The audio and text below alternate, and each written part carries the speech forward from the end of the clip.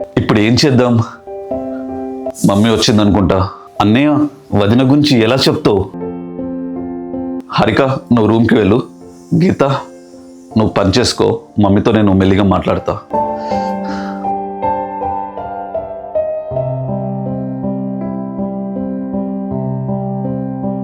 Happy birthday Uday బాబు.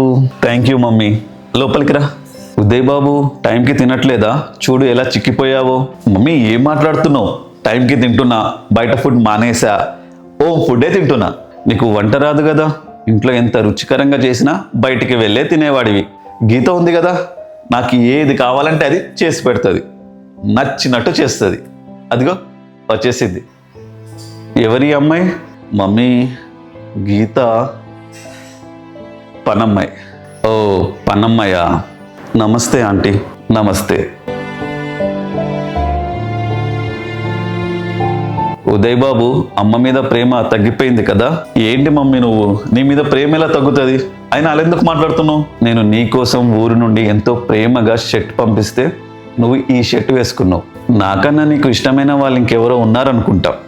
చెప్పు, ఎవరిచ్చారు? Mummy, అది ఈ షర్ట్ మమ్మీ, అన్నయ్యకి నేనే తీసుకున్నాను.